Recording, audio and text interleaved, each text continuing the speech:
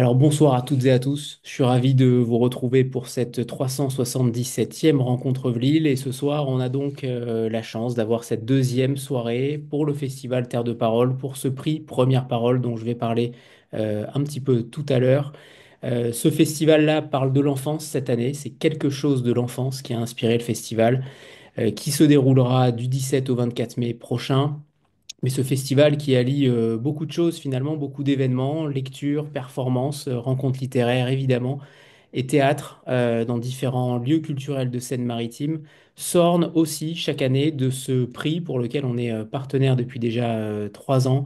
Et c'est pour cette raison que nous sommes réunis ce soir. Il a été créé en 2020, comme Vlil, là aussi, et il sélectionne 6 premiers romans francophones qui ont été publiés l'an dernier. Et cette sélection fut réalisée à la fois par les équipes du festival en collaboration avec les bibliothèques et librairies indépendantes de Seine-Maritime. Et elle est ensuite proposée aux lectrices, aux lecteurs qui sont volontaires, qui sont réunis dans des comités de lecture, créés là aussi par des bibliothèques, des librairies, des associations et des communes. Et cela représente environ 500 lectrices et lecteurs qui sont réunis donc dans 39 clubs de lecture sur tout le département. Alors bienvenue à tous et nous démarrons donc cette seconde soirée avec 3 auteurs que je vais présenter à présent. Justin Morin pour On n'est plus des gens normaux aux éditions de la Manufacture de Livres. Yasmina Yassine pour L'Oiseau des Français aux éditions Sabine Vespizer. Et enfin Maï pour Belette aux éditions du Tripode. Bonsoir à tous les deux. On attendra Yasmina tout à l'heure. Pendant que je vais couper le son à Martine, pardonnez-moi. Et on va débuter avec Justin Morin qui ouvre donc le bal. Mais avant cela, j'aimerais vous poser une question finalement à tous les deux en attendant Yasmina.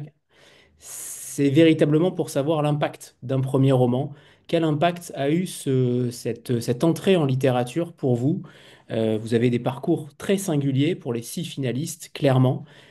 Pour l'instant, Maï et Justin, j'aimerais vraiment savoir comment vous êtes entrés en littérature à travers ce premier roman. Et on parlera évidemment de l'intrigue tout à l'heure.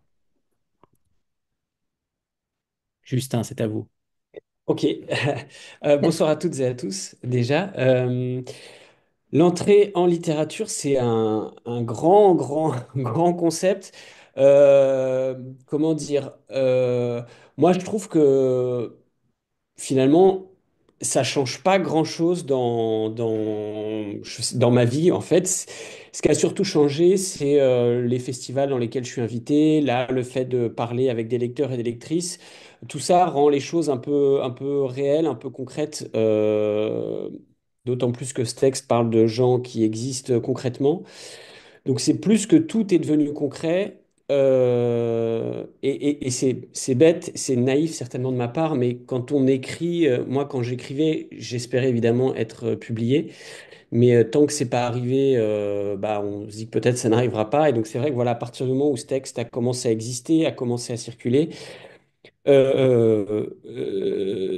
c'est plus les retours autour de moi et la vision des autres sur mon travail qui a enclenché comment dire, une prise de conscience que voilà, ce texte était bien réel, ce texte existait maintenant et ce texte ne m'appartenait plus quelque part. Très bien. Maï, c'est à vous. Alors, l'impact, je dirais que, enfin, je vais rebondir sur ce que vient de dire Justin, sur la rencontre avec les lecteurs. Ça, c'est quelque chose d'incroyable, de fabuleux, et je pense que après, on n'est plus tout à fait pareil dans le rapport à l'écriture, en tout cas en ce qui me concerne, parce que c'est un tel partage, les rencontres que j'ai pu faire en ligne ou en librairie, où vraiment en face, on a des gens qui parlent des personnages, qui se les ont appropriés, qui en parlent avec des fois une émotion.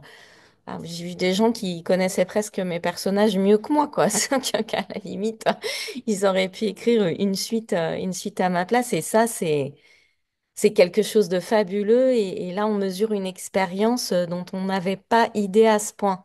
Même si au théâtre, moi j'ai fait du théâtre, on peut partager un peu avec le public ça, mais là c'est une dimension, c'est tout à coup, c'est comme si on découvrait son livre et si on rencontrait les gens à l'endroit de son livre, et ça c'est quelque chose de vraiment fabuleux. Donc Ouais, quand on a goûté à ça, on a envie, on a envie d'y revenir.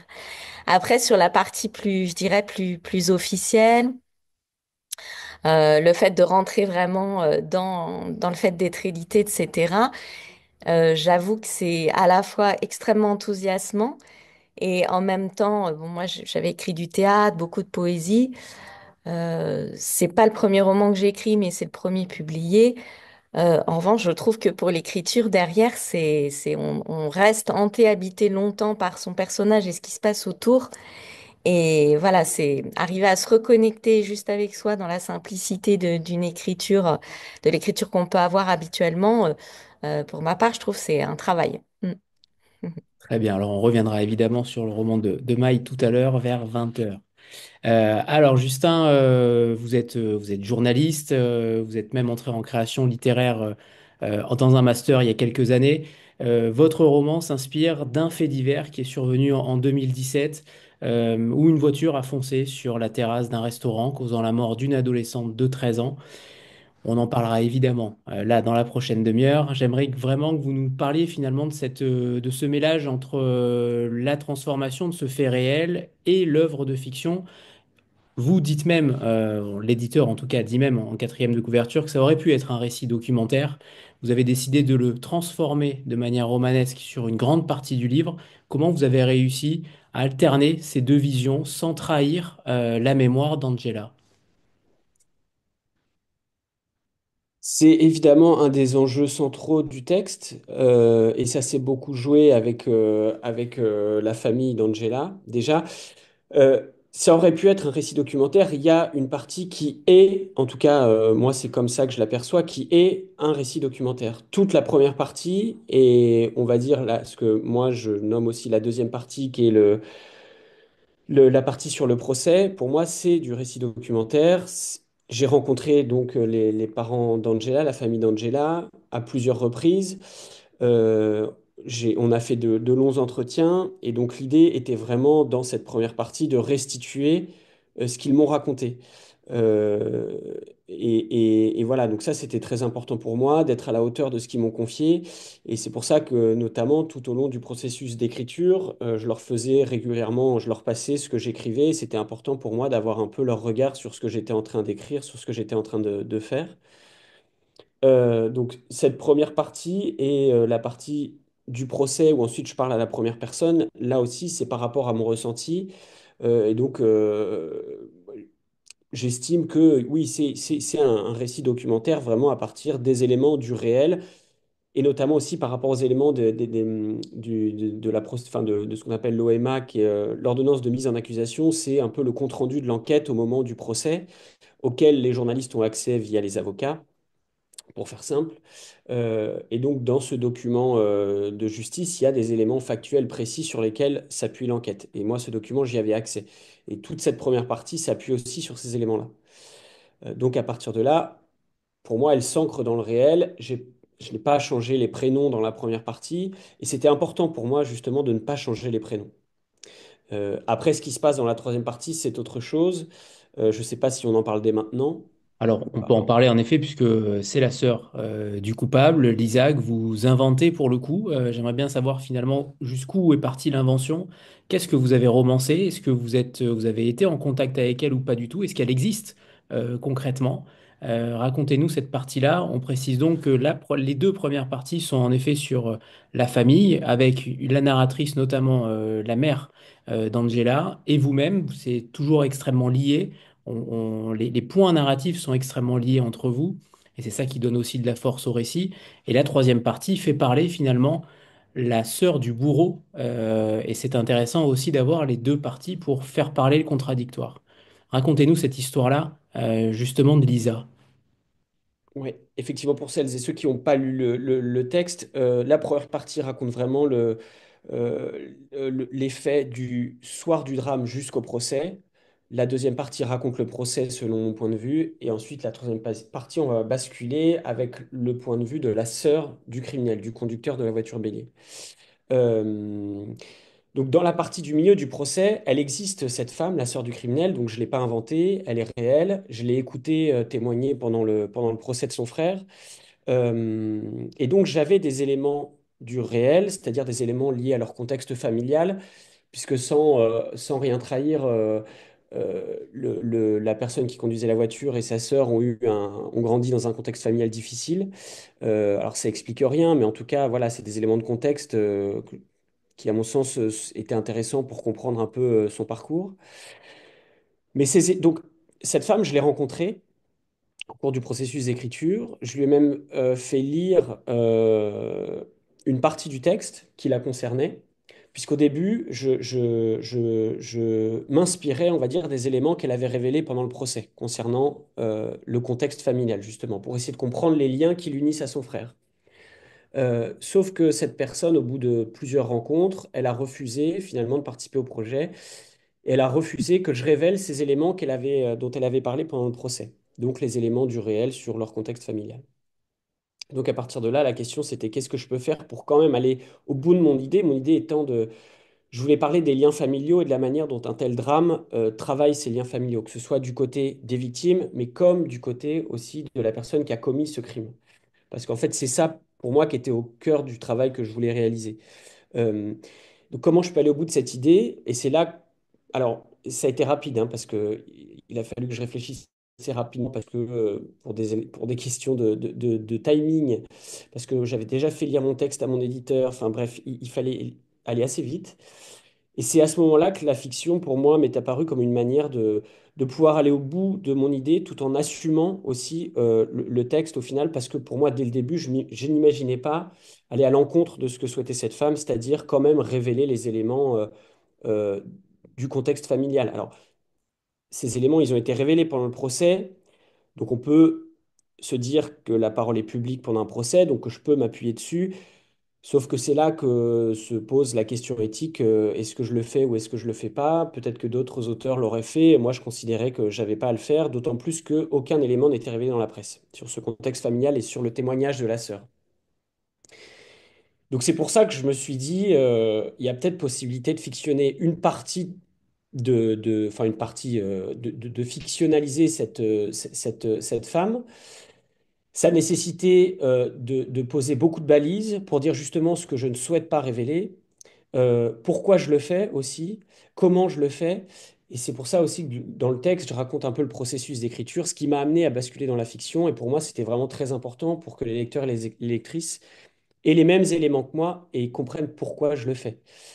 Et quelles balises je pose et surtout ce que je me refuse à faire. Ce que je me refuse à faire, justement, c'était de révéler les faits réels du contexte familial et de la manière dont ils ont grandi, dont ils ont grandi. Et donc, j'aime bien donner cette image, mais pour moi, vraiment, en gros, il y a le réel, il est à l'intérieur de ce cercle.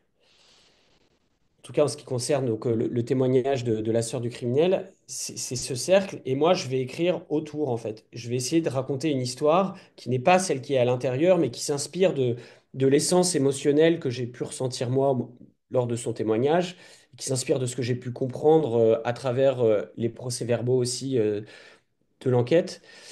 Et donc, je vais écrire une histoire autour de cette essence-là, mais sans raconter ce qu'il y a à l'intérieur du réel. Et en fait, enfin, il y a plein de manières de le raconter, mais alors, il y a cette image du cercle, mais il y a aussi cette histoire de l'histoire qui suit cette ligne, on va dire. Et moi, je vais raconter une histoire parallèle qui suit un peu la même trajectoire, mais qui n'est pas cette histoire. Et pour moi, voilà, c'était une manière de pouvoir raconter ce que j'ai ressenti et de pouvoir partager les émotions que j'ai ressenties au moment de ce procès sans raconter ce qui s'est réellement passé. Et d'une certaine manière, sans trahir non plus l'histoire de cette femme et de son frère. Justement, en tant que journaliste, vous avez couvert, j'imagine, de nombreux procès. Qu'est-ce qui a fait la différence avec celui-ci? Qu'est-ce qui vous a marqué particulièrement pour vous attaquer à ce procès-là et pas à un autre? Alors effectivement, moi à l'époque, je travaillais pour Europe 1, radio pour laquelle, enfin, que j'ai quitté au moment où Vincent Bolloré a pris les rênes de la radio il y a quelques années de cela. Et donc je suis parti comme les trois quarts de la rédaction, mais avant ça, effectivement, j'étais au service police-justice, donc j'étais amené à couvrir des enquêtes et à couvrir des procès. Et c'est vrai que ce procès, il se passe à un moment particulier de ma vie. Déjà, je viens d'être papa d'une petite fille au moment où je couvre le procès, et je ressens rapidement que je vis plus les choses de la même manière, j'ai ma sensibilité qui évolue, qui est plus la même par rapport à ce que je peux entendre. Et ce qui marque tout de suite en fait au procès, c'est aussi le témoignage de Betty et Sacha, donc qui sont les parents d'Angela. C'est avant tout la force de ce qu'ils peuvent raconter au moment du procès qui me marque et qui me marque particulièrement. Alors au début, évidemment, je fais le lien avec ma situation personnelle, le fait que je viens d'avoir une fille et j'ai l'impression de pouvoir m'identifier beaucoup plus facilement. Mais donc il y a ça, mais parallèlement, il y a aussi, je crois, le fait que ces témoignages des parents d'Angela, ils rentrent il y a une sorte de friction au moment du procès où vraiment faut vraiment comprendre que pendant un procès, les sentiments sont vraiment exacerbés et c'est pour ça, je pense que ça intéresse beaucoup aussi les écrivains et les écrivaines. Il se passe beaucoup de choses et à ce moment-là, justement, il y a aussi le témoignage donc, de cette femme, la sœur du criminel, qui rentre un peu en friction avec le témoignage des parents d'Angela, parce que je trouve dans ce qu'elle raconte, dans la manière dont elle parle de son frère, il y a quelque chose de très fort aussi sur les liens qu'ils ont pu tisser dans leur enfance, notamment. Et j'ai eu l'impression que c'est aussi ce qui expliquait le fait qu'elle ne l'abandonne pas, puisque c'est quand même ça qui est au cœur aussi de mon récit et de ce que j'essaye de comprendre. C'est pourquoi cette femme reste fidèle, reste loyale à son frère malgré le crime qu'il a commis. Euh, et donc, en fait, si vous voulez, ces deux témoignages-là, en fait, c'est sur. J'ai plus la mémoire précise de la chronologie, mais il y a 2 jours, 3 jours de différence entre les deux procès. Et donc, si vous voulez, tous ces témoignages-là, ils entrent en friction au moment où ils sont dits et après à l'intérieur de moi-même. Et c'est à partir de ça où j'ai eu l'impression qu'il y avait quelque chose à dénouer de ces témoignages-là. Et il y avait quelque chose de fort à raconter sur les liens familiaux, justement. Donc, c'est vrai que le fait divers est un peu un prétexte, alors c'est pas le mot, mais le départ d'une réflexion sur les liens familiaux et sur la manière dont ils peuvent être travaillés. Je pense que c'est vraiment ça qui est important. Et j'essaye vraiment de mettre ça en avant plus que le fait divers en lui-même. J'ai l'impression que moi, dans le texte, je ne refais pas l'enquête, je cherche pas à comprendre euh, la psychologie de la personne qui a commis le crime. Mais je cherche plus à voir les à côté et la manière, encore une fois, dont les liens sont travaillés après un drame comme celui-là. Et puis dès dans la première partie, il est beaucoup question de culpabilité, de responsabilité et surtout d'abandon. On a l'impression que ses parents ont l'impression d'abandonner leur fille, ont eu l'impression d'abandonner leur fille. Comment vous avez traité cette matière extrêmement... Vous disiez à l'instant que vous aviez été papa à cette époque-là. Ça a déclenché chez vous aussi une certaine émotion, j'imagine, comment dire, un changement peut-être radical dans ses prises de position envers votre fille. Il y a eu, j'imagine, des changements. Comment vous avez traité cette matière-là, familiale, à travers les témoignages de cette famille-là? Qu'est-ce que vous en avez retiré finalement de ce livre-là et de cette expérience? La première des choses, c'est déjà toute la difficulté d'écrire à partir d'une matière réelle, d'écrire à partir d'un drame vécu par des gens qui existent. Malgré tout, malgré toute l'honnêteté qu'on veut y mettre, malgré toutes les bonnes intentions qu'on souhaite qu'on partage avec les victimes, donc moi je parle là vraiment de ce que enfin, du lien que j'ai pu nouer avec Betty et Sacha, euh, quoi qu'il arrive, à la fin, ce sera difficile. Parce que entre ce qui est raconté, entre ce qu'il me raconte et entre ce que moi je peux écrire, euh, il y a une fidélité. Ils ont pas été déçus par ce que j'ai pu écrire enfin, à partir de leurs témoignages. Mais c'est pas anodin et ça crée quelque chose qui est difficile à prévoir, même si dès le début, si vous voulez, moi je leur avais dit ce que je souhaitais faire. Je leur avais dit que je souhaitais aussi m'intéresser à l'autre camp. Et ils étaient d'accord pour le faire, mais je savais qu'à un moment donné, si enfin, si le travail allait jusqu'au bout, il y a forcément un moment donné où ça allait être difficile. Et ça l'a été. Et moi, je crois que c'est ça le principal enseignement, c'est que quoi qu'il arrive, euh, ouais, écrire sur du réel, c'est pas anodin et c'est pas ça laisse des traces. Ça laisse des traces. Et encore une fois, je suis très content parce qu'aujourd'hui, je suis toujours en contact avec les parents d'Angela. Mais ce livre, je suis pas certain, et je pense qu'il le dirait certainement mieux que moi, mais même si quelque part ça fait vivre la mémoire de leur fille, même si pour eux c'est important que les gens lisent ce qui leur est arrivé, que cette mémoire existe, euh, c'est pas un cadeau pour eux. Et enfin d'ailleurs, j'ai jamais de façon cherché à leur offrir un cadeau, mais ça a du sens pour eux, mais ça n'a pas été une joie, euh, la publication de ce texte. Et j'en avais conscience dès le début, et même voilà, à partir du moment où le texte était publié, je l'ai fait avec leur accord, mais ça a été difficile. Et je crois que pour moi, c'est ça le principal enseignement, c'est que quoi qu'on fasse, ça reste une histoire qui ne m'appartient pas, et ça, c'est difficile. Et puis les questions évidemment de la question du deuil, clairement, qui après coup dans toute famille, pour le coup, vous avez raison de parler de prétexte finalement pour le fait divers. Ce n'est qu'un prétexte pour parler de ces familles endeuillées qui doivent compenser et surtout faire la place aux autres, faire la place à ceux qui restent, notamment les deux frères. Comment vous avez travaillé ce processus-là pour qu'il soit assez authentique et en même temps respectueux? C'est important de comprendre aussi que là, en effet, il y a un deuil, mais derrière, la vie ne s'arrête pas et qu'il va falloir aussi faire la place aux deux autres, aux deux frères et potentiellement à son conjoint.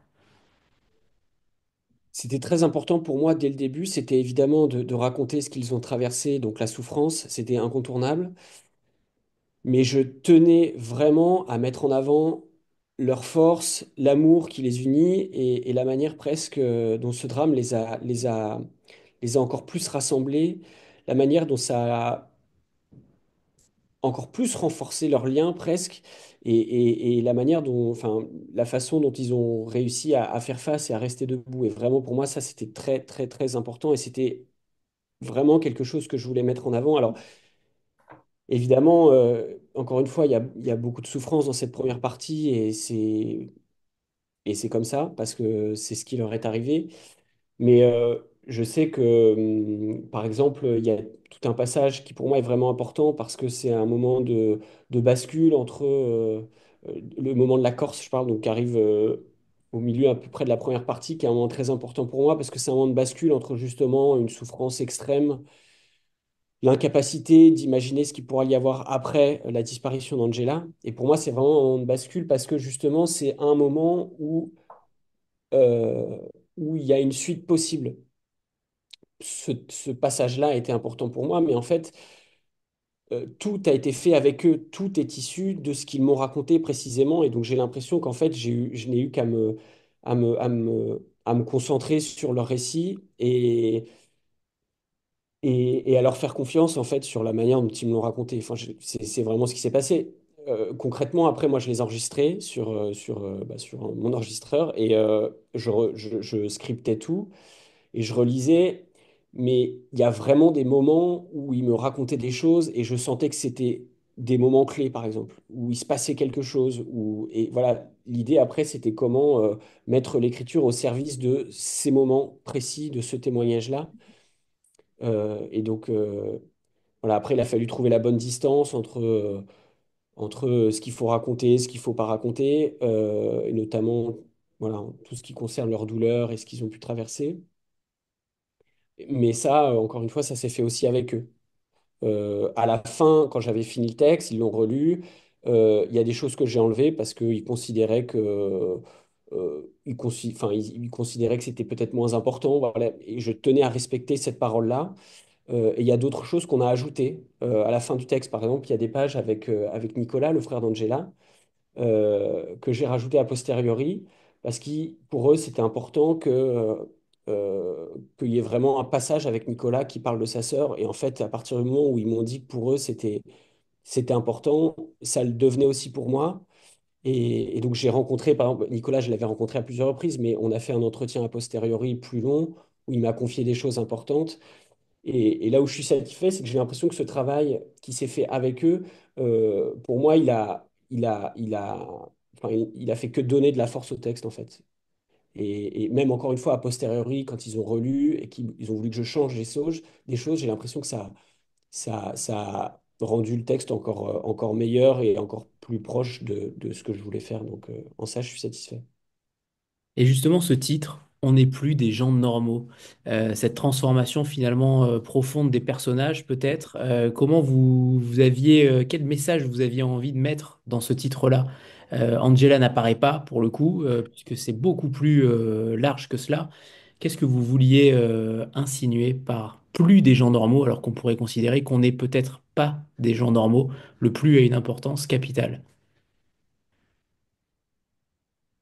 Ce titre, c'est une citation du procès. C'est donc Betty, la maman d'Angela, qui la prononce à un moment très intense au moment de son témoignage. Et encore une fois, ce titre, il fait vraiment référence à leur perception de leur vie et à la manière dont ils se considéraient jusqu'à ce drame. Ils considéraient que voilà, ils menaient une vie tranquille à 1 heure de Paris, dans leur maison, en famille. Voilà, ils partaient en vacances un peu comme tout le monde.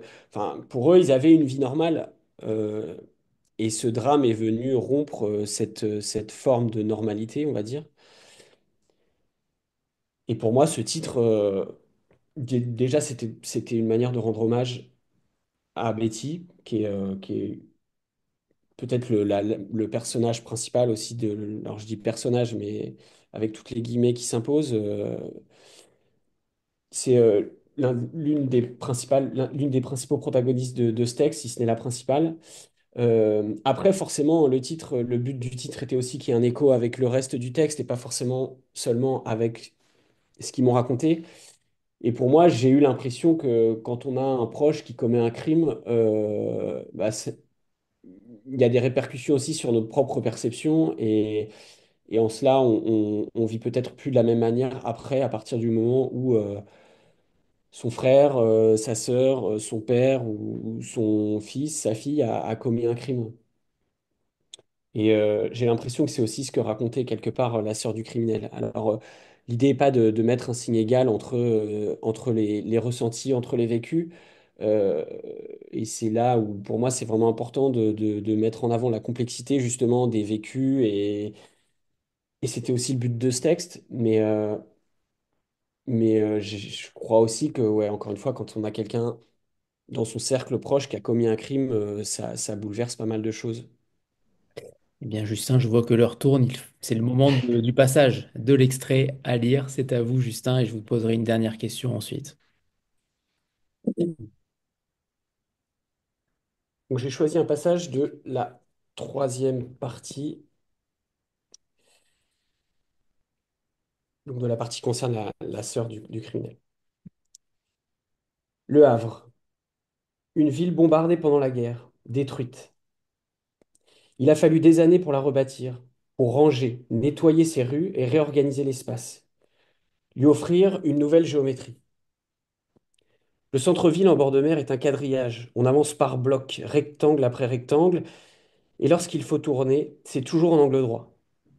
Lever la tête, c'est se confronter au béton, à l'alignement des fenêtres, aux diagonales des toits qui tranchent le ciel jusqu'à l'horizon, et au-delà, la mer. Dans cet univers ordonné, le regard s'insère dans le trafic des lignes parallèles et se laisse guider par les flux. À l'arrêt à l'angle d'un bâtiment, il s'accroche à la rugosité du béton, suit la ligne des balcons filants et accélère progressivement.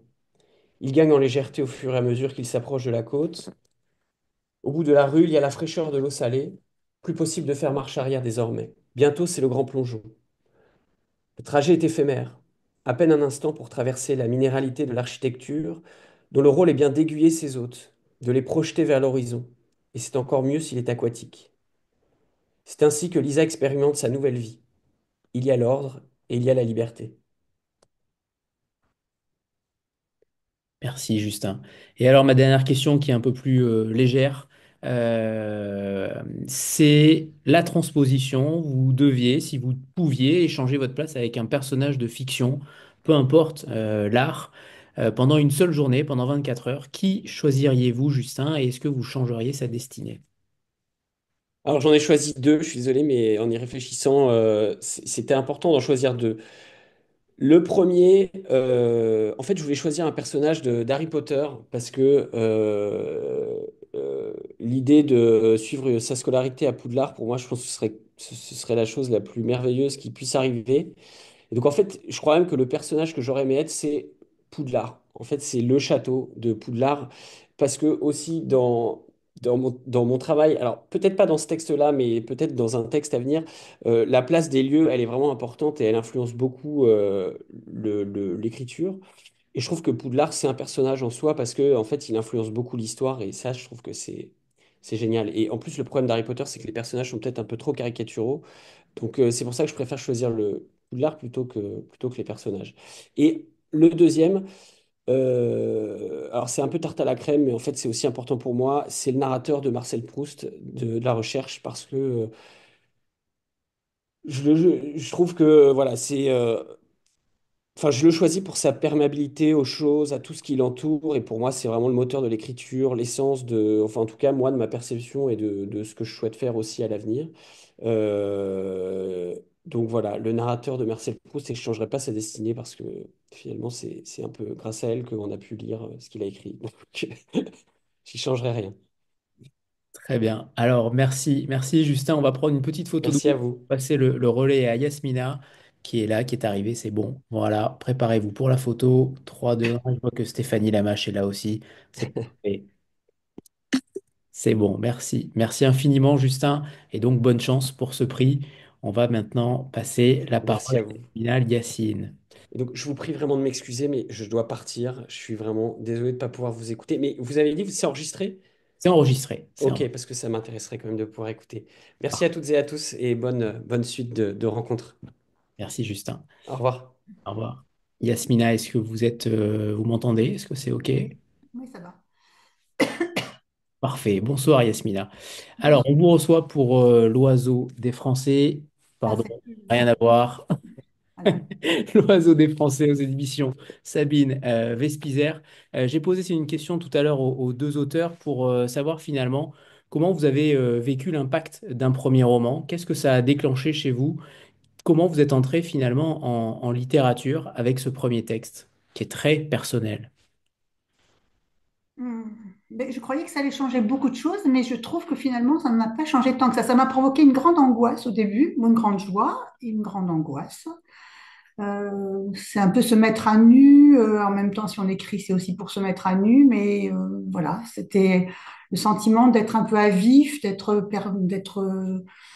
vulnérable. Ça m'a provoqué plutôt ça. Et puis, qu'est-ce que ça a changé dans ma vie? Mais j'ai le regret de dire pas tant de choses que ça. Ma vie a continué comme elle était. Voilà, non, ça n'a pas changé énormément de choses dans ma vie. Non, voilà. Si je Très suis bien, honnête, très bien. non, pas tant que ça. Pas tant que ça m'a donné du plaisir.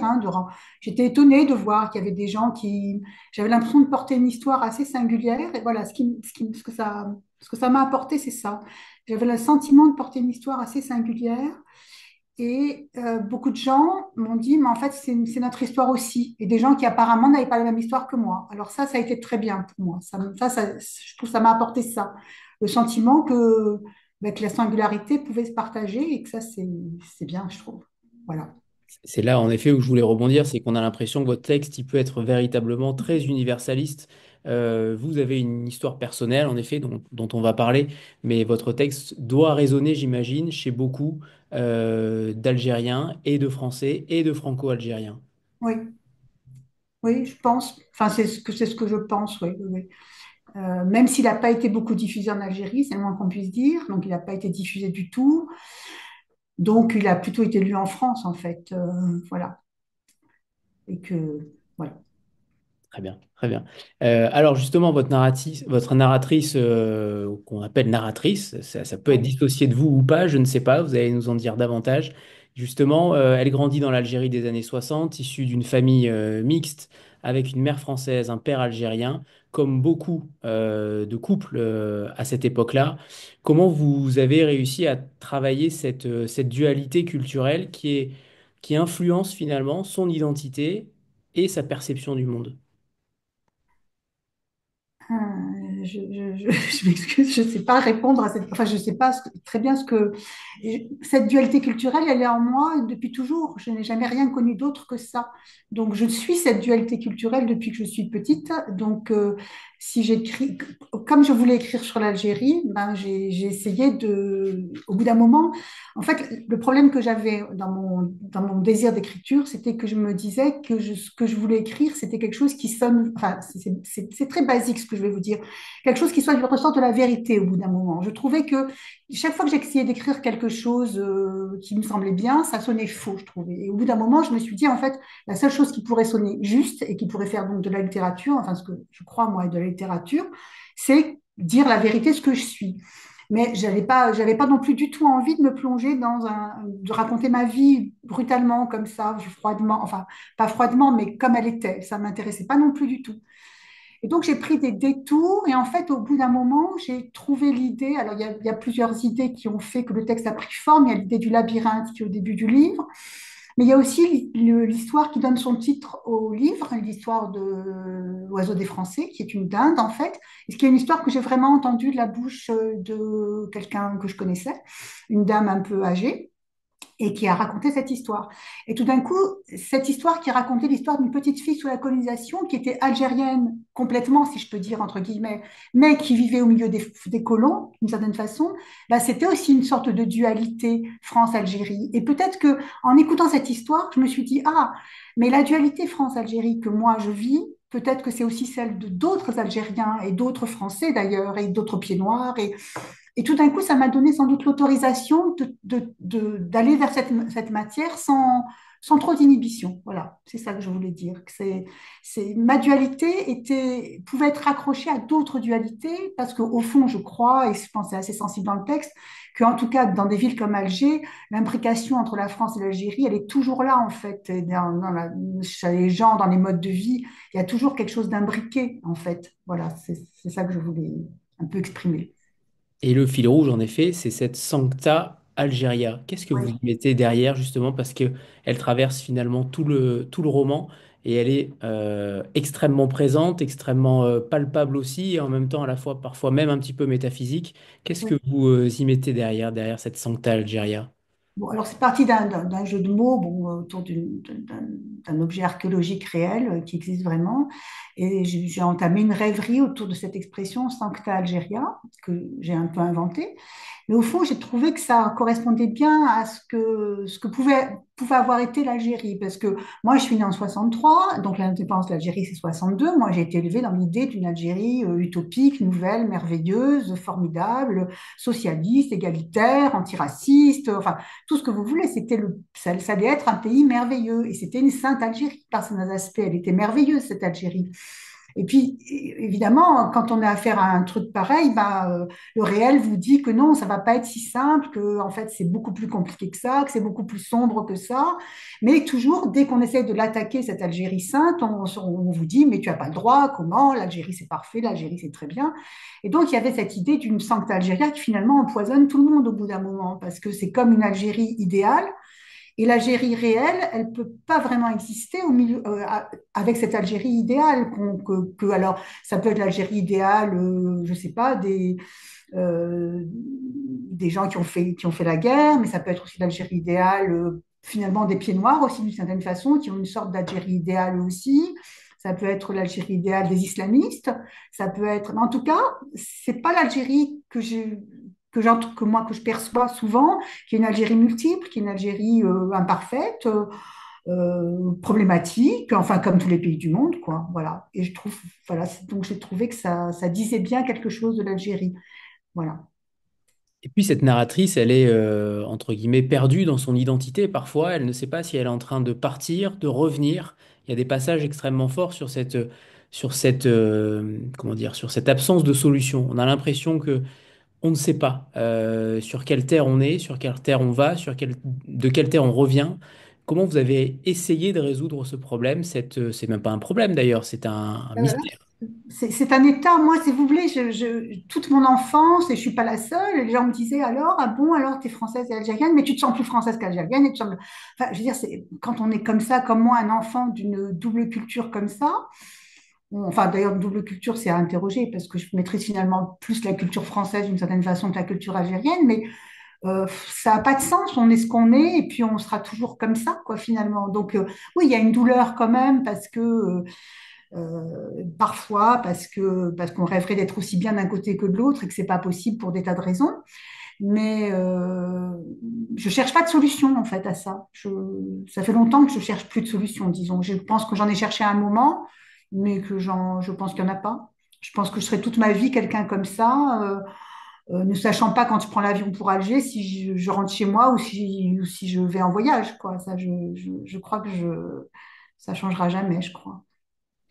Comment vous avez travaillé la narration et le côté un petit peu subtil finalement de votre écriture pour éviter les clichés, pour éviter notamment les clichés sur l'identité? C'est un sujet extrêmement brûlant en France, notamment un petit peu moins peut-être en Algérie, parce que vous parlez de ces questions identitaires également en Algérie. Un Algérien, euh, on a l'impression qu'il y a beaucoup de sortes d'Algériens, en tout cas au cœur même de ce pays-là. Comment vous avez réussi ce travail-là extrêmement minutieux, tout en nuances? Est-ce que vous vous êtes documenté sur vos proches? Est-ce que vous avez fait des recherches particulières ou vous vous êtes laissé totalement porter par votre histoire? Alors, j'ai pas fait de recherche parce que, en fait, je pense que beaucoup du matériau que j'ai mis dans ce livre vient de mon enfance et vient de bribes de choses que j'ai entendues toute mon enfance. Par exemple, tout un tas de personnages. Il y a des personnages qui sont euh, complètement inventés, et puis il y a beaucoup de personnages qui sont très fortement inspirés de gens que je connais, soit de ma famille, soit de gens que je connaissais, que j'ai transformés, hein, pas mal. Et en fait, j'avais entendu des bribes de choses. J'avais entendu parler d'une femme qui était d'une Française qui avait épousé un Algérien dans les années 20, puis qui était morte. Je savais que ça, par exemple. À partir de là, j'ai fait le personnage de Suzanne. Enfin, je voyais les lieux. Ce que j'avais pour moi, c'est que j'avais les lieux, j'avais les odeurs, j'avais les couleurs, j'avais tout ça. Moi, je suis née à Alger, j'ai vécu 21 ans en Algérie. Donc, c'était mon lieu, j'ai été nourrie de toutes ces histoires. Même si les gens n'en parlaient pas beaucoup. Par exemple, je trouve que les gens parlaient très peu de la colonisation quand j'y vivais. Les gens en parlaient rarement. Alors, la femme ménage qui travaillait chez nous, elle disait du temps de la France, des choses comme ça. Mais je me suis beaucoup inspirée de ce qu'il y avait autour de moi. Et puis, j'avais l'idée que je voulais pas, surtout pas, faire un roman d'idées. C'est ce que je dis aussi au début du livre. Je voulais pas manier des idées. Je voulais partir des choses concrètes. C'est pour ça que c'est l'oiseau des Français. C'est pour ça que je parle de l'oiseau, de la mer, des baignades, du labyrinthe, qui est un vrai objet réel, qui existe vraiment.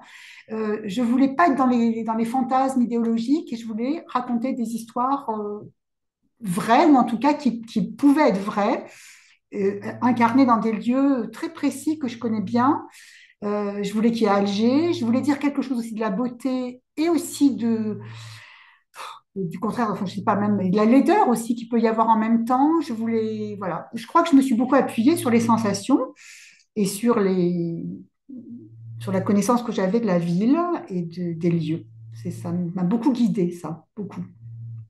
Et puis, alors, la question du labyrinthe est peut-être liée à votre rôle de professeur de mathématiques, puisque vous avez publié aussi des ouvrages sur le sujet.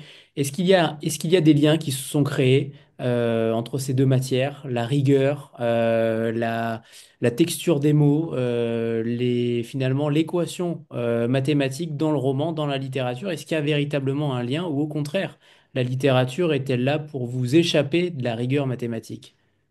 Alors, moi, j'ai jamais vécu les mathématiques. Alors si, bien sûr, les mathématiques sont contraires de la littérature dans le sens où on ne peut pas y exprimer sa sensibilité. Bon, on peut exprimer des tas de choses de soi, mais pas sa sensibilité. Donc ça, c'est vraiment et on peut pas. C'est vraiment une grosse différence, évidemment.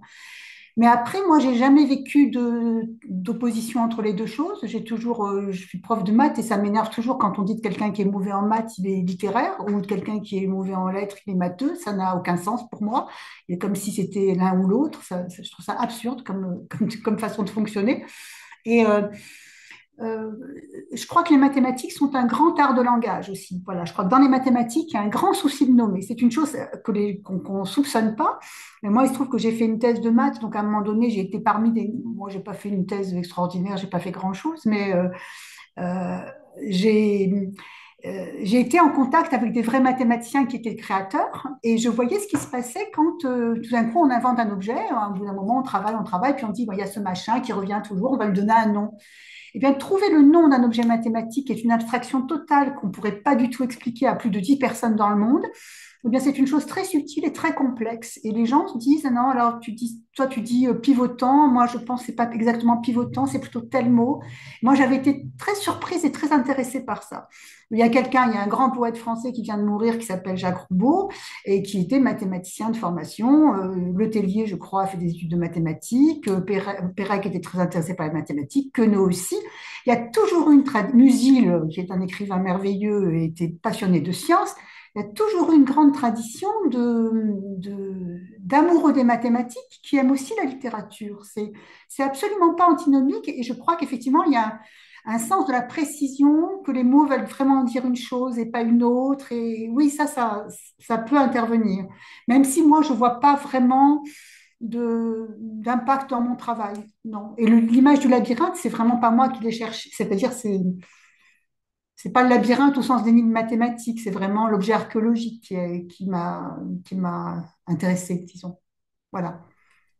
Dans le texte, vous dites que vous vouliez écrire depuis longtemps, que ça ne s'est pas fait pour différentes raisons et que vous jetiez beaucoup de choses. Je ne sais pas si c'est la narratrice ou l'autrice qui parlait. Qu'est-ce qui a déclenché finalement, qu'est-ce qui a déclenché l'écriture au sens livre, au sens objet? Est-ce qu'il y a eu un déclic particulier? Oui, il y a eu deux déclics. Il y a eu un déclic personnel qui était que j'ai été très malade et que je pense qu'il y a eu un sentiment d'urgence voilà, je me suis dit qu'il fallait que j'écrive. C'est un moment qui était un peu difficile. Et puis, en même temps que je reprenais, j'avais déjà écrit des bouts de ce texte, hein. J'avais écrit depuis des années pas mal de bouts de ce texte, mais j'étais assez insatisfaite de beaucoup de choses. Et puis, j'ai eu, au moment où j'ai décidé de m'y remettre, j'ai eu j'ai eu cette image du labyrinthe, qui est donc un labyrinthe d'église, je ne savais même pas que ça existait, qui existe, et dans la cathédrale d'Alger, que j'avais jamais vu au moment où j'ai écrit le livre. Et le jour où je me suis mise à parler, à dire je, et à parler de ce labyrinthe, et ben, plein de choses sont venues. Et tout d'un coup, j'ai eu le sentiment, alors pour le coup, on peut parler de déclic, le jour où j'ai commencé à écrire sur le labyrinthe, le début du livre, donc, qui est à peu près qui est sorti comme ça d'un seul jet, quasiment. Ce jour-là, je me suis dit, ah, je crois que je tiens un truc. Je me suis dit, les autres histoires, c'est-à-dire l'histoire de la dinde, l'histoire de Suzanne, que j'avais déjà en bribes, je me suis dit, ça va pouvoir s'organiser, ça va marcher. J'ai eu le sentiment. Voilà. Et puis après, les choses se sont faites assez vite.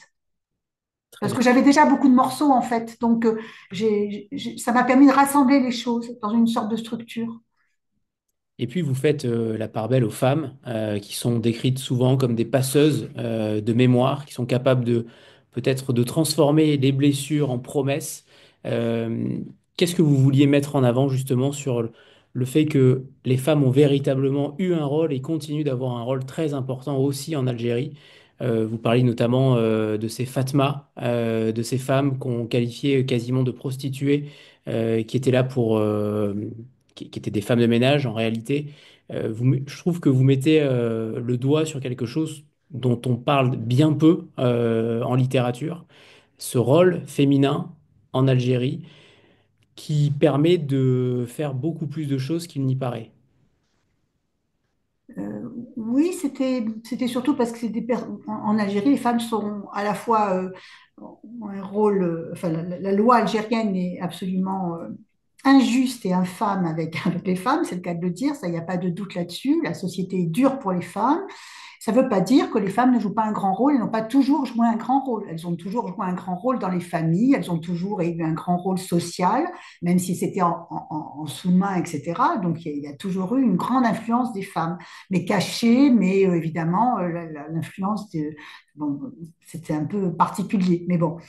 Euh, oui, parce que je crois que c'était aussi le fait que je voulais sortir de les femmes que je décris, ce sont des femmes aussi qui sont mais qui sont pas dans le discours, justement, qui sont pas dans la théorie, elles sont dans le réel, elles sont dans le réel, dans la nourriture, euh, Et elles mettent peut-être moins de censure elles censurent peut-être moins leurs expressions que les hommes. Voilà, je trouve. Et c'est ce que j'ai ressenti aussi, parce que les personnages féminins, pour le coup, sont très incarnés, sont vraiment des personnages que j'ai connus. J'ai toujours trouvé que les femmes avaient une parole assez libre. En fait, quand on les laisse parler, elles racontent beaucoup, beaucoup de choses, plus que les hommes, finalement. Les hommes sont beaucoup plus silencieux. Par exemple, à sujet de la guerre, etc. Les femmes, elles racontent des choses de la vie quotidienne, et donc c'est à ça que je me suis raccrochée. Alors, les personnages de la femme de ménage qu'il y a dans mon livre, j'ai essayé de faire une synthèse de beaucoup de femmes que j'ai connues et qui sont des femmes assez incroyables parce elles avaient été femmes de ménage chez les colons et puis elles se sont retrouvées femmes de ménage après dans des familles comme la mienne. Elles avaient traversé la misère en général dans leur enfance, et puis ensuite elles avaient vécu la guerre, l'OAS qui avait des mots d'ordre de les tuer toutes. Puis après, comme elles avaient travaillé avec les Français, on les trouvait pas très bien, enfin, etc. Donc c'était des femmes qui ont des dessins assez extraordinaires et qui étaient finalement entre les deux mondes. Et donc je trouvais ces personnages très intéressants. Est-ce que vous vous êtes posé la question de la narration finalement? Est-ce qu'il y a eu des doutes sur savoir qui allait parler finalement dans ce livre-là? Est-ce que c'est vous quand vous étiez enfant? Est-ce que c'est vous plus tard en France, comme c'est le cas là? Est-ce qu'il y a eu un questionnement par rapport à la narration du texte et potentiellement même de romancer totalement le texte? Mais je crois que j'ai pas eu beaucoup de réflexion, en fait. C'est ça, la triste vérité, c'est ça. C'est que j'ai eu l'impression écrivant ce texte, d'écrire des choses, et puis il y avait des moments où je disais oui, ça marche, je sens que ça marche. Et puis des moments où je disais ça marche pas, ça claudie, que ça va pas. Après, mon éditrice m'a aidé à mettre plus de jeux, je vais être honnête, hein. Elle m'a dit là, il faudrait mettre plus. Et donc, je me suis autorisée à en mettre plus. Mais j'avais un peu des réticences à mettre trop au jeu. Mais finalement, j'y suis allée plus volontiers. Mais je crois que je me suis pas posé la question, pas tellement posé de questions théoriques. En fait, j'ai pas du tout un rapport théorique à l'écriture, je crois. J'écris des choses et puis je me dis ça marche pas. Non, ça marche pas. Pourquoi ça? J'ai l'impression d'être dans le bricolage. C'est pour ça que je suis toujours un peu étonnée qu'on me pose des questions comme si j'avais eu un plan de travail. Je crois que j'ai le sentiment que je cherchais à dire quelque chose et qu'il y avait des moments où je me disais, ah oui, là j'y suis. Des moments où je disais, c'est pas du tout ça, ça sonne faux, c'est toc, je veux pas de ça. Voilà, mais j'ai pas l'impression d'avoir construit les choses de façon consciente en tout cas. Voilà. Mais c'est aussi parce que c'est un texte que j'ai écrit pendant de longues années, donc j'ai pris des choses de bric et de broc. Bon, c'est un peu. J'ai produit des choses et après je les ai un peu organisées, on va dire. Mais je n'ai pas l'impression que j'ai beaucoup théorisé là-dessus. Voilà. Et la magie opère, puisqu'au moment où vous parlez d'elle, Sabine Vespizer vient d'apparaître. Ah, oui, effectivement. C'est un roman qui fait aussi la part belle à l'Algérie, à ses paysages, à ses ruelles, à sa vie concrètement. Pour ceux qui ne vous ont pas encore lu, comment vous pourriez mettre en avant l'Algérie à travers ses paysages et à travers la puissance que vous y mettez dans l'oiseau des Français? Je ne suis pas l'Office du tourisme algérien, je ne sais pas quoi vous dire. Je suis bien embêtée de répondre à cette question. Je ne sais pas, parce que moi j'ai mon Algérie et c'est pas l'Algérie, vous voyez. Vraiment, je ne peux pas répondre à cette question. Moi, c'est mon Algérie. En plus, j'y vis plus, donc j'y viens en touriste maintenant. Donc c'est compliqué de répondre à ça. Mais on a l'impression que ça reste une utopie pour beaucoup de pieds Oui, noirs, beaucoup d'Algériens, beaucoup de Français qui ont vécu là-bas. On a l'impression que cette période dorée, certes, n'existe plus, mais elle a un impact mental qui est extrêmement fort chez toutes ces personnes. Il y a oui, parce véritablement que eu un schisme extrêmement fort. Oui, parce que je crois que les gens rêvaient vraiment d'une Algérie ouverte. Il y avait une partie, je pense qu'il y avait la moitié de l'Algérie au moins qui rêvait de ça, qui n'avait pas qui n'avait pas fait cette guerre quand même très très dure, subi tout ce que la population a subi des choses épouvantables. Et c'était pas pour se retrouver avec des gens qui donnent des ordres, qui spolient les richesses, etc. Donc les gens sont très, il y a une grande amertume, il y a une grande amertume. Une Et grande l'époque actuelle n'encourage pas spécialement à l'optimisme. Donc oui, il y a une grande amertume, une grande déception par certains aspects. Alors moi, je pense qu'il faut pas jamais désespérer. Donc, en tout cas pas de l'Algérie. Donc, je pense que l'Algérie, elle va trouver son chemin, mais c'est long, quoi. Disons que c'est long. Et moi, j'ai été élevée par des parents qui croyaient que ça allait arriver voilà, dans les 20, 30 ans qui ont suivi l'indépendance, que ça allait être formidable. Et en fait, non. En fait, non aussi parce qu'il y a eu l'islamisme, parce qu'il y a eu plein d'autres choses. Donc, voilà. Très bien. Yasmina, c'est le moment de nous lire un extrait Ah, d'accord. des Français.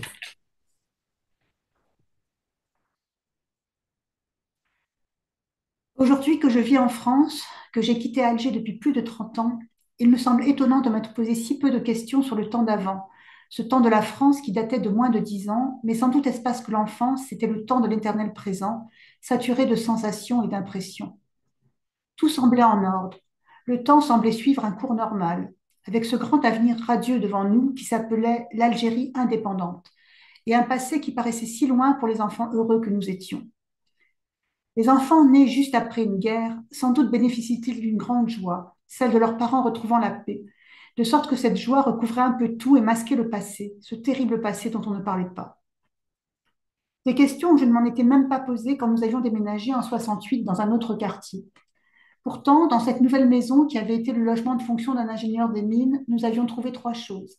Un saladier blanc en faïence très épaisse, une corbeille en osier tressé, et tout au fond d'un placard, un petit oiseau de bleu en porcelaine, de très mauvais goût, dit ma mère, que je trouvais moi très joli et que je gardais sur ma table de nuit. En explorant le jardin, nous avions recensé avec curiosité les différentes plantes. Un yucca immense, un prunier et un pommier un peu malingre, des jasmins et des citronniers. Puis un jour, d'un buisson aux feuilles joliment découpées, surgit une fleur ailée et délicate. Des ancolis, dit ma mère. Et pendant longtemps, elles furent notre fierté, car personne d'autre que nous à Alger n'en avait à notre connaissance, et elles faisaient l'admiration de tous. Ancolis, mélancolie, le pas est aisé à franchir. J'ai imaginé beaucoup plus tard que ces ancolis avaient été plantés par une jeune femme mélancolique, l'épouse de l'ingénieur des mines qui habitait cette maison. Je l'ai pensée originaire des Alpes, comme cette fleur, lassée de ce jardin luxuriant qu'admirait sa famille quand elle venait la visiter. Les ancolis si légères, la consolant un peu de son exil. Voilà ce que j'ai imaginé, mais voilà encore une folie, après avoir vécu ici des années sans me poser ce type de questions. Lorsque je reviens, je cherche sans cesse des traces et des signes et j'en trouve à foison. Il y en a partout des traces, en Algérie comme en France. Il suffit de le savoir pour le voir. Merci Yasmina. Et j'ai donc une dernière question pour vous.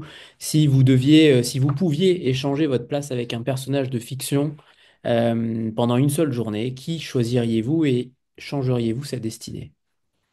Alors, j'ai fait fort, j'ai pris l'Énéide, je vais vous dire, et j'ai pris Didon. Alors, j'ai pas, voilà, mais j'ai pas du tout envie d'être Didon, j'ai pas vraiment envie d'échanger mon destin avec Didon, mais j'aime beaucoup le personnage de Didon, d'ailleurs, il apparaît dans le livre. Alors, pourquoi? Parce que, bon, l'Énéide, je l'ai lu quand j'étais enfant, hein, dans une version, je pense, des Contes et légendes ou un truc comme ça. Donc, c'est pas. Et là, je l'ai relu récemment, du coup, enfin, j'ai relu des passages, les passages sur Didon. Et c'est un long poème de Virgile, donc qui raconte l'histoire d'Énée qui quitte Troie, donc qui est un magnifique héros perdant qui vient d'être défait par les Grecs à Troie et qui quitte Troie pour aller fonder, sous les injonctions de sa mère Vénus, fonder une nation en Italie. Donc c'est censé être une des origines de Rome. Bon. Et dans son périple, il se retrouve à Carthage. À Carthage, il y a une princesse qui s'appelle Didon. Alors le vrai nom, c'est Élissa, qui veut dire l'errante. Donc ça m'a bien plu. Et elle vient du Liban, elle s'est installée là avec une histoire merveilleuse. Bon, elle a créé une ville et bien sûr, elle tombe très amoureuse d'Aîné et ils sont très amoureux. Enfin, elle est surtout très amoureuse et lui aussi, il se laisse aimer. Et puis après, il s'en va parce qu'il faut qu'il fonde sa ville, etc., qu'il aille en Italie. Bref. Et donc, elle est très malheureuse et elle se suicide. Donc, en faisant un grand bûcher sur la plage. Donc c'est une histoire complètement tragique et j'ai pas du tout envie d'être Didon, mais si je devais, je ferais en sorte de changer quand même le destin de cette pauvre Didon. J'aimerais bien qu'Aîné reste avec elle et que ensemble, ah oui, parce que dans le poème de Virgile, bien sûr, ce problème, cette colère de Didon quand elle comprend qu'Aîné va la quitter, c'est la préfiguration des guerres puniques entre Rome et Carthage, donc métaphoriquement aussi un petit peu entre l'Europe et le Maghreb. Donc moi, évidemment, j'aimerais mieux que Didon et Aîné se séparent pas, que Didon ne se suicide pas, et que peut-être même ils aient créé tous les deux ensemble une autre ville en Italie. Enfin bref, voilà, je rêve de changer le destin de Didon et de faire en sorte qu'il n'y ait pas toutes ces guerres entre le nord et le sud des rives de la Méditerranée. Voilà ce que j'ai pensé. À bon entendeur, salut. Voilà. Et il y a du boulot en ce moment particulièrement. Voilà. Merci infiniment, Yasmina. Et donc, c'était Je vous L'Oiseau en des prie. Français aux éditions Sabine Vespizer. Bonne chance à vous pour ce prix Merci. Première Parole. Et on va donc terminer cette rencontre avec Maï pour Belette aux éditions du Tripode, qui est donc la dernière des finalistes du prix Première Parole. Voilà, Belette aux éditions du Tripode. Alors, eh bien, Maï, je vous ai déjà reçu pendant longtemps, il y a quelques mois, pour le même titre, puisque c'est un premier roman. Je suis ravi de vous retrouver. J'aimerais que vous nous parliez de cette histoire, de cette genèse d'histoire, de ce roman, de cette Belette et de cette Babine, qu'évidemment, pour ceux qui ne l'ont pas encore lu, on va en parler d'ici quelques minutes, bien entendu, mais comment on entre dans ce roman-là? Quelles sont les prémices de cette histoire, puisque pour le coup, il n'y a comparativement aux autres premiers romans, ou presque, pas de message intime, en tout cas pas de curseur intime en la matière, en tout cas pas de manière apparente. Racontez-nous la genèse de Belette. La jeunesse de Belette, bah, c'est un élan en fait. J'ai beaucoup à raconter, mais c'est vrai que Belette, elle m'est tombée dessus. Donc je pense que ouais, il doit bien y avoir quand même un curseur intime sur un élan de liberté, sans doute, quelque chose dans ce goût-là. Mais elle s'est vraiment imposée à moi avec la voix. Donc c'est vrai que moi j'ai travaillé au théâtre.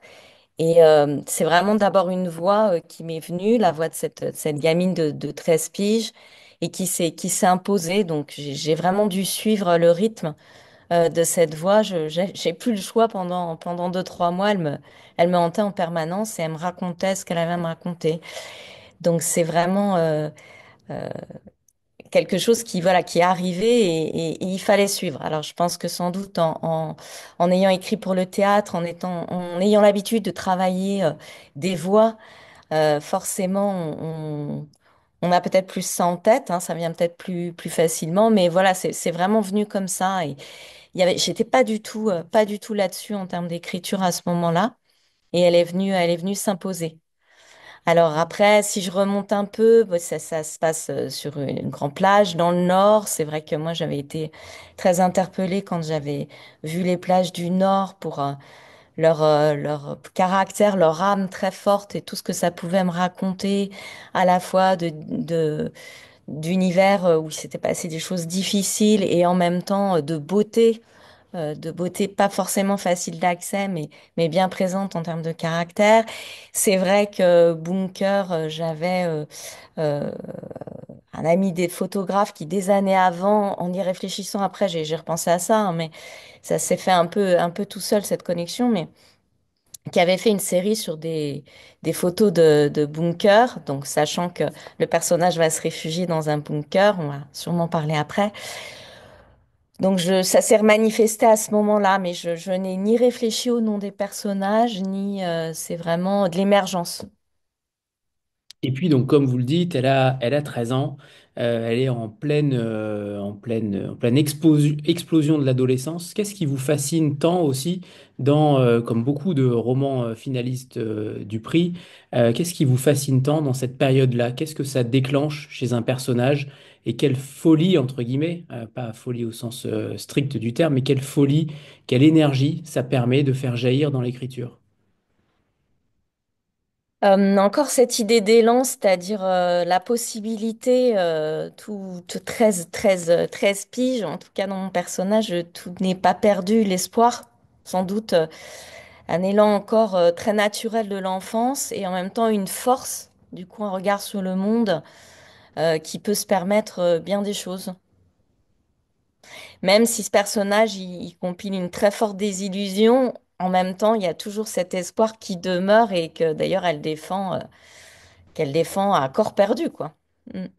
Et puis c'est la question de la fuite, puisqu'elle fuit un environnement oppressant, Comment vous avez construit justement cette tension narrative autour de cette quête de liberté? Au niveau de l'univers oppressant qu'elle Oui. fuit, bah, c'est-à-dire que le fait de venir effectivement de cet univers où donc elle a un père qui est maltraitant et alcoolique, et puis elle vit dans un quartier vraiment très défavorisé, c'est l'idée de l'échapper, quoi. C'est-à-dire que au final, c'est ce qui permet vraiment qu'elle s'échappe. Pardon, une alarme qui est ajustée. Ça permet justement cette énergie soudaine de se dire c'est maintenant qu'il faut que je parte, quoi. C'est maintenant qu'il faut que je sauve ma peau et surtout ce que je suis, c'est-à-dire ce que je suis en termes de possibilités, en termes d'invention, en termes d'imaginaire, euh, on- en termes de pouvoir. Je peux encore plein de choses. Euh, voilà, c'est pour moi, Belette, c'est aussi un peu une représentation de l'art, du monde poétique et de la façon dont il peut encore, malgré tout et malgré beaucoup de difficultés actuellement, ben, avoir cet élan de s'échapper, de faire la différence, de protéger aussi, de dire des choses. Voilà, je crois qu'il y a ce parallèle aussi. Et puis le style, il est extrêmement brut, il est à la fois brut et poétique. Est-ce que c'est l'apport du théâtre qui vous a permis de danser un petit peu sur les mots, de danser sur la musicalité, de danser sur le côté extrêmement pur d'une langue? Comment vous avez travaillé cette langue d'une adolescente de 13 ans? Cette Alors oui, voix-là, ben, cette voix-là, ouais. elle apparaît pas comme ça. Non, alors la scansion, c'est vrai, vient beaucoup de l'univers poétique, c'est-à-dire le rythme de l'univers poétique et de l'univers théâtral. Le rythme comme ça de la voix, à la fois quand on a fait du théâtre et puis qu'on a écrit beaucoup de poésie, voilà, moi j'écris toujours, j'ai toujours cette empreinte de rythme dans mes textes, c'est quelque chose d'extrêmement important. Le corps du mot, le corps de la phrase comme un son et pas seulement comme quelque chose qui se voit en fait. Ça s'entend. J'entends mes phrases. D'ailleurs, quand je relis, je me relis toujours à voix haute. Et beaucoup de gens m'ont dit, ah, Belette, c'est fait pour être lu à voix haute. Oui, effectivement, j'ai puis même une amie qui a essayé de le slammer. Donc, et a priori, ça fonctionne. Ça fonctionne plutôt pas mal. Mais ça paraît assez logique parce qu'effectivement, ça vient dans une certaine rythmique. En fait, je suis assez incapable, hein, je me rends bien compte de toute façon d'écrire autrement qu'avec vraiment des mots qui sont aussi des sons. Euh, La chair des mots, le corps des mots, la mâche du texte, comme on dit au théâtre, c'est quelque chose qui est récurrent finalement dans mon écriture. Et là, qui se justifie d'autant plus que Belette, elle est beaucoup dans son corps, dans ses sensations, elle est dans ses sentiments et ses émotions, mais aussi beaucoup dans ses sensations, dans son rapport au monde. Donc, faire du mot un son, c'est important. Enfin, ça s'est fait comme ça, mais ça va bien avec le personnage. Ouais. Et puis Belette, elle est extrêmement isolée d'un côté, mais heureusement, il y a quelque chose, un objet qu'on peut appeler personnage principal ou presque. C'est Babine, cette bicyclette qui s'appelait anciennement Sabine, Ouais. une fidèle meilleure amie à qui elle parle, avec qui elle dialogue. Et en effet, sans elle, il y aurait peut-être pas eu d'histoire finalement. Alors oui, c'est à la fois sa rébellion, hein, sa bicyclette, parce qu'en plus elle s'est battue pour l'avoir. Hein, c'est la première fois où elle a vraiment tenu tête à son père et elle avait 7 ans, donc c'est pas rien. Donc c'est son premier non, je garde. Le premier combat. C'est son premier combat, voilà. Et puis c'est sa compagne dans le combat, c'est sa compagne dans sa liberté. C'est-à-dire une liberté qui ressemble pas à celle des autres, une liberté qui est réinventée, parce qu'il y a une lettre de plus. C'est aussi sa jumelle, hein, quelque part. Hein. Elles ont toutes les deux la cabosse, comme elle dit, elles sont toutes les deux abîmées. C'est vraiment, il y a une gémellité entre les deux. Babine, c'est aussi son reflet, finalement, à Belette. Mm. C'est son reflet, en effet. Et surtout, dans la manière dont Belette aborde en réalité le langage. Il y a beaucoup de mots inventés. Vous créez véritablement un langage. Tout à l'heure, Yasmina, on aurait pu aussi parler de cette différence entre langage écrit et langage oral que vous mettez aussi en avant dans le texte. Mais là, pour le coup, vous inventez un véritable paysage de vocabulaire avec des images qui sont plutôt équivoques, qu'on comprend sans aucune traduction, ça c'est aussi important. D'où vous vient cet univers finalement de création littéraire dans la voix d'une gamine de 13 ans qui pourrait potentiellement parler comme ça, mais peut-être dans sa tête, pas forcément de manière directe. Bah, alors, du coup, de l'univers poétique de toute façon, parce qu'en poésie, en plus, moi, j'aime bien les univers poétiques assez décalés. On peut s'autoriser, grâce à la poésie, beaucoup de choses, beaucoup d'approches dans les mots, beaucoup de sens différents dans les mots. On peut remanier beaucoup de choses, on peut vraiment sortir des cases. C'est d'ailleurs pour ça que, pour moi, le langage poétique, il a une justesse que n'a pas le langage plus courant ou plus commun ou plus classiquement littéraire parce qu'il s'autorise en fait certaines choses. Belette ensuite parce que dans l'enfance, les enfants ont tendance à faire ça si vous regardez naturellement. Enfin, moi j'ai une fille de 14 ans maintenant, mais quand elle était petite, voilà, il y a des mots qui, ma foi, étaient complètement tissés comme ça à partir de tout et n'importe quoi. Donc, il y a aussi cet élan hein, de l'enfance, capacité à créer de nouvelles choses à partir d'autres choses plus courantes, plus communes et de faire de l'unique avec du commun. Et ensuite, il y a la vraie volonté de rébellion, je pense, du personnage de dire autrement, de faire autrement, de sortir des cases, hein, voilà, de décaser. Sortir des cases et en même temps d'aller s'enfermer dans un bunker pour s'isoler, pour comprendre le monde peut-être un petit peu. Alors ça pourrait faire référence au confinement qu'on a vécu il y a quelques années aussi. Finalement, il y a beaucoup de choses derrière ce bunker, cette volonté de s'échapper du monde à Ouais. travers quelque chose qu'on fuit, quelque chose qu'on craint, cette cabosse aussi, cette cabosse qu'on essaye de ne pas mettre trop en avant dans son esprit. Qu'est-ce que vous vouliez mettre derrière ce bunker, cette image extrêmement forte d'une gamine qui s'enferme dans ce dernier? Alors, en fait, je voulais pas mettre, c'est-à-dire que c'est pareil, le bunker, il s'est imposé. Je l'ai pas réfléchi avant. Par contre, j'ai compris après. Le bunker, c'est à la fois un ventre, c'est quelque chose de presque organique. C'est une matrice dans laquelle elle retourne pour se protéger quelque part. Bon, elle a plus de mère, hein, Belette. Sa mère a disparu, a tourné à l'angle de la rue et n'est jamais revenue. Donc il y a ce retour et cette matrice en fait que lui permet ce bunker qui est donc quelque chose de très organique et qui est un ventre. D'ailleurs, c'est dit dans le livre. En même temps, c'est aussi vraiment un bunker, c'est-à-dire c'est l'endroit où elle se retranche pour se protéger. Et c'est aussi à partir du bunker qu'elle va remener sa guerre. Parce qu'elle repart quand même à l'assaut de cet ancien monde à un moment donné dans l'histoire.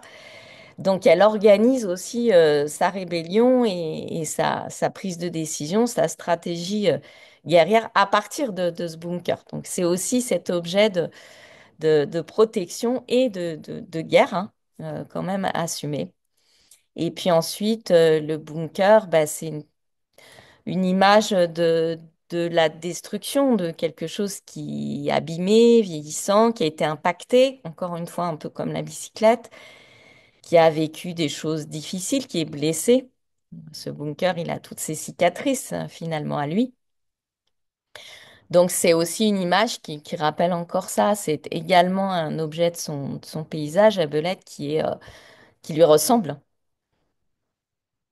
Et puis à côté de ça, on a des personnages qui sont principaux, qu'on ne peut pas appeler secondaires. On parle notamment de Pierre, comme surnom Fesse trop haute, avec qui elle va avoir une petite relation qui finira peut-être mal, je n'en dis pas plus, qui a 15 ans et qui voit sa vie basculer à 5 secondes d'un baiser qui colle. Justement, cette relation, il y a aussi beaucoup d'amour, il y a aussi beaucoup d'espoir dans cette histoire, dans ce roman. Qu'est-ce qu'on pourrait dire finalement de Pierre avant de parler évidemment de Bruno et de Monsieur Léon? Qu'est-ce qu'on pourrait dire de Festroot? Bon, ben, Festroot, c'est un peu le rêve de Belette. C'est cet ado qui fait ses acrobaties, qui se met toujours en état un peu limite, là, sur le conteneur sur lequel il se retrouve. Et en même temps, dans l'histoire, Festroot, il existe en tant que fantôme, finalement, parce on sait pas trop ce qu'il est devenu. Donc elle l'emmène avec lui parce que quelque part l'espoir et le rêve doivent demeurer et que cette vie, ce rêve, il est suspendu, certes, mais il est là. Et d'ailleurs, elle n'arrive pas à s'en défaire en fait. Elle voudrait bien à un certain moment lui dire au revoir. D'ailleurs, elle va dans le bunker. J'ai pas dit à propos du bunker, mais c'est vrai aussi que c'est l'endroit où elle décide de veiller, entre guillemets, le fantôme de Festroot, d'arriver à dire au revoir, mais elle a mal foi à dire au revoir. Surtout qu'il remonte systématiquement sur le porte-bagages du vélo avec elle, quoi. Donc, à défaut de baiser qui colle, le fantôme colle parce que le rêve, l'espoir est encore là malgré tout ce qui peut se passer autour. Et puis il y a ces relations, comme je l'ai dit tout à l'heure, Bruno et Monsieur Léon, qui sont des pansements finalement. On a l'impression qu'il y a des relations qui doivent combler les vides, combler les trous en plus de cette urgence de vivre. Pour le coup, Monsieur Bruno, par exemple, ce père qu'elle aurait aimé avoir, et de l'autre côté, Monsieur Léon qui danse sur la plage au rythme des mouettes, qui forment une sorte de grande danse, de grand ballet. Ces deux personnages-là sont évidemment extrêmement importants, extrêmement poétiques aussi. Qu'est-ce qu'il y a derrière eux? Ben, en fait, salopette bouton d'or, donc Bruno, comme vous venez de le dire, je pense que c'est une image du père qu'elle aurait voulu avoir, qui est en fait une image de solidité et en même temps, il lui laisse complètement sa liberté, son précaré. Il se mêle pas non plus trop des choses, mais il est là pour verrouiller et notamment dans l'histoire, il la nourrit finalement en partie, puisque c'est lui qui va lui apporter des boîtes de conserve. Enfin bon, il va s'assurer qu'elle puisse quand même subsister. Donc il y a ce côté nourricier, clairement protecteur, paternel, il la prend dans ses bras au début. C'est un peu la muraille qu'elle a jamais eue autrement. Voilà. Et puis Léon, c'est le fou. Ce personnage de fou, il est très important pour moi. C'est quelque chose que j'aime beaucoup dans la littérature. C'est ces personnages qui soi-disant sont fous, mais en fait savent plein de choses que les autres n'ont pas encore compris.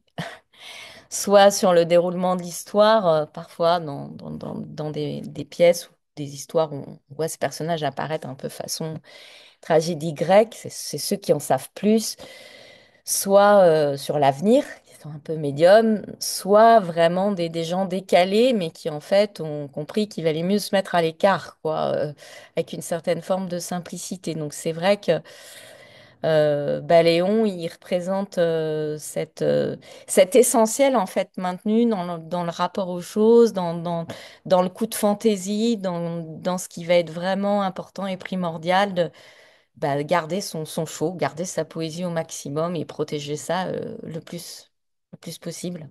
Mm. Et puis on a ce regard d'enfant sur le monde adulte, sur le regard, une véritable acuité de l'enfant sur les adultes. Est-ce que finalement c'est la vérité sort de la bouche des enfants? On a l'impression qu'elle a un regard tellement évident, tellement logique, implacable, et on a l'impression que vu ce que produisent aujourd'hui les adultes, on a l'impression que la solution viendrait peut-être des enfants. Je sais pas, alors on peut sans doute pas renverser non plus complètement les rôles, mais oui, quand même, parfois on a chez l'adulte des jeux de posture qui passent totalement à côté de l'essentiel et c'en est désarmant, quoi.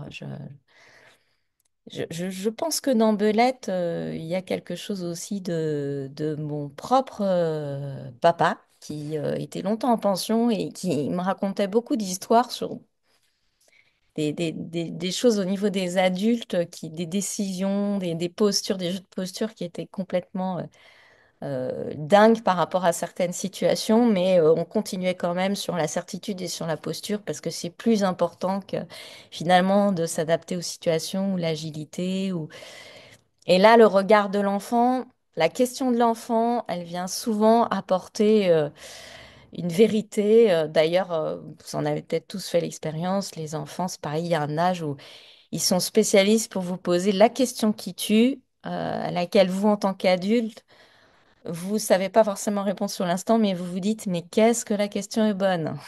Qu'est-ce qu'elle est intelligente et qu'est-ce qu'elle est vraie? Elle va toucher quelque chose à chaque fois d'important. Donc, je pense que revenir à ça, c'est aussi enlever tout ce vernis dont nous, adultes, on peut avoir tendance à s'affubler pour revenir à des choses qu'il faut vraiment défendre et qui sont très importantes. Et peut-être que là, euh, 10 mois après notre premier échange, je pense que je persiste et signe où je me dis que là, ça devient encore plus urgent. Voilà. Et justement, par rapport au... Tout à l'heure, on parlait de Monsieur Léon et de cette plage, de ce décorum, de ce paysage, de ces mouettes qui tournent et tournent dans cet environnement où le vent a une importance capitale aussi. Comment vous avez esquisser finalement le tableau.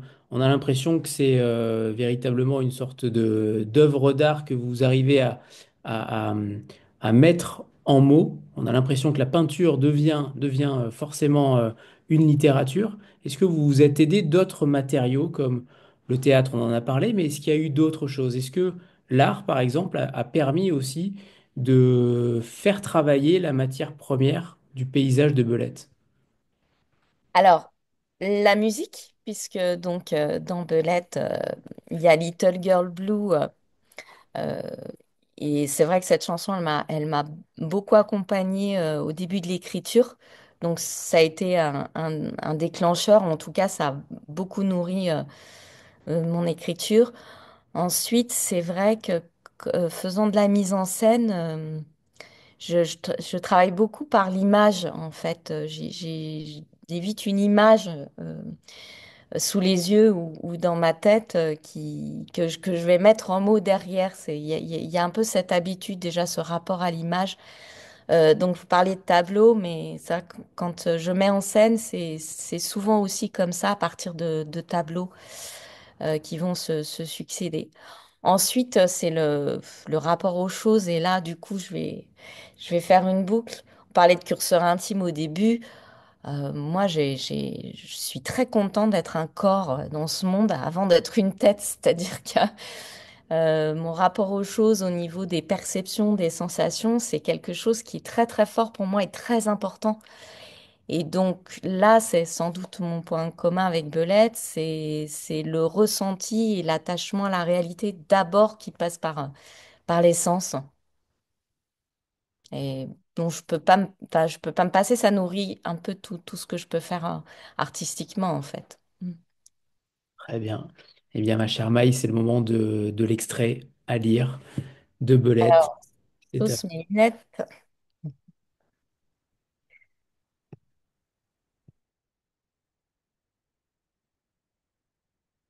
Moi et mon cri, on a repoussé le vent. On lui a flanqué une raclée. Et la mer a flanqué une raclée au ciel. Tout s'est calmé. Et il s'est remis à pleuvoir, un peu, comme j'aime bien. J'ai été voir la mer de plus près. J'ai été la goûter du bout du pied. Elle a l'air un peu fatiguée de la chamaille. Elle s'étire sous les gouttes sans dire grand-chose maintenant. J'y mets jusqu'à la cheville, en grattant le sable, pour sentir la patauge comme dans les flaques d'automne. Ça me donnerait presque envie d'aller plus loin jusqu'à la taille. Non, elle est quand même bien froide. Et il est trop tôt. Aucune chance que je me réchauffe avant midi, et faudrait pas que je me retrouve en fièvre et que j'atterrisse chez les cons. Bon, juste les chevilles alors. Oui, les chevilles, c'est bien. Et puis, écoutez le riz qui tombe sur l'eau, presque tendre. Pourquoi tu me parles de riz, Belette? Qu'est-ce que tu me causes? Ça n'a rien à voir, t'es couillonne. C'est pas une question de riz, c'est une question de grain, m'a dit Coco un jour que je lui disais être restée sous le riz un bon bout de temps. Mais moi, quand on me parle de grain, je vois du riz. Qu'est-ce que vous voulez que je vous dise? Coco, elle a peut-être le vocabulaire qu'il faut, plus que moi, mais elle sait pas faire de l'image à elle. Elle dit juste ce que les autres disent. C'est pas beaucoup. Elle a rien à elle quand elle parle. Elle parle la langue des autres, le courant, des trucs qui camouflent pour que ça contente tout le monde. Du coup, elle a le mot maigrelet. Il n'y a rien à bouffer dessus. On reste sur sa faim. Moi, j'ai plein de trucs à moi. Et je vous le dis, c'est du riz qui tombe. Et peut-être bien que ça va pousser après dans le sable. Peut-être bien que si je reste là longtemps, je vais voir de la broussaille verte sortir de la mer. Bon, allez, c'est l'heure du croissant. J'ai l'estomac qui chante. Faut que j'y mette autre chose que des images. Je remonte au bunker et j'extrais mes croissants de ma veste. Un, deux, trois, le compte y est. J'ai perdu personne en route. Alors je passe la tête dans le bunker et je lance Petit-déj! J'attends Festrot et son baiser qui colle. Il a dû rentrer tout penaud après l'épisode de la rambarde. Allez, viens, je lui dis. Je sais que c'est dégueu à l'hôpital, la bouffe. Si tu passes l'arme à gauche, autant que ce soit avec le ventre plein d'un truc sympa. T'as qu'à laisser le baiser qui colle, il fait trop de conneries, celui-là. Festro, t'as pas l'air décidé, il hésite. T'hésites? Sandek, où c'est que t'as laissé tes acrobaties? Ils sont où tes capes ou pas capes? Sont tombés au fond de ton froc? Ah non, pas toi. Allez, ramenez-vous, toi et tes fesses, je vous invite. Ce matin, c'est croissant sable sur le bloc. Faut pas louper. Merci, merci Maï. On voit en effet l'ascension évidente. Et ma dernière question, et comme pour les 5 autres finalistes, c'est celle de la transposition dans un personnage de fiction. Qui avez-vous choisi, Maï? Quelle terrible question, Anthony, quelle Et- terrible question. Alors en fait, j'avais choisi sans doute le personnage qui m'obsède le plus, vraiment si je devais en choisir qu'un seul, ce serait, c'est du lourd aussi, hein, c'est, comme tout à l'heure, c'est Camille Claudel en fait. Alors pourquoi? Parce que, alors Camille Claudel, il y a le film, hein, il y a Jenny, bon, qui éclaire le personnage historique. Pourquoi Camille Claudel? Parce que faire sortir avec ses mains comme ça, à l'obsession, à la nécessité, c'est-à-dire que ça s'impose, faut y aller, c'est maintenant. Il n'y a pas de calcul, il n'y a pas de préprojection, c'est faut faire apparaître, faut faire sortir avec ses mains. C'est de ce côté nécessaire, quoi qu'il se passe autour, qui anime Camille Claudel, ça me parle terriblement. Et le faire avec de la matière, qu'est-ce que j'aimerais, qu'est-ce que j'aimerais pouvoir le faire et savoir le faire. Mais en fait, je peux pas laisser passer cette semaine sans parler d'Émilie Dequesne. Donc, moi, le personnage de fiction que je voudrais être là, aujourd'hui, ce serait Clément, qui est un personnage dans un film avec Émilie Dequesne où elle joue Jennifer, une petite coiffeuse qui tombe amoureuse d'un philosophe parisien qui s'installe à Arras. Et, euh, et Jennifer, eh ben, ce personnage, c'est une jeune femme qui est trop. Elle est trop. Elle est fabuleusement trop. Elle donne trop, elle rit trop, elle pleure trop, elle éprouve trop, elle est trop, trop sensuelle, elle est trop en tout. Et je trouve ça juste fabuleux. J'aurais aimé être à la place de ce Clément pour pouvoir recevoir ça, ce trop. Et ce trop en plus d'Émilie Dequesne, qui était une comédienne quand même extraordinairement émouvante. J'ai même du mal à le dire, parce que voilà, ça me remue un peu, et avec toujours cette larme un peu au bord des yeux, cet éclat un peu trop rondouillard comme la tristesse, comme je dis dans Velette. Ben, voilà, je peux que lui dédier, tiens, cette phrase à Emily Dequesne. Voilà. Donc, ce serait Jennifer dans ce film qui s'appelle Pas son genre, qui est sans doute pas le chef-d'œuvre du siècle, mais elle est tellement belle d'être trop dans ce film que, voilà. Très bien, merci Maï. Et je remonte donc Belette aux éditions du Tripode. Et je remonte donc les 3 livres de ce soir. Ici, voilà. Vous pouvez donc voter pour eux, pour les trois. Et puis vous avez évidemment les 3 autres qu'on a reçus la semaine dernière, qui sont là également. Objet trajet, amiante et fracture. Merci infiniment à tous les trois et surtout bonne chance donc pour ce prix-là. Merci On vous infiniment souhaite hein, pour ce temps et puis pour la présence de tout le monde. Merci beaucoup. on vous souhaite le meilleur à tous les trois. Merci Yasmina, merci Maï et merci Justin. Et merci évidemment au Festival Terre de Parole pour ce prix-là. Merci à tous, une très belle soirée à vous. Au revoir tout le monde. Au revoir.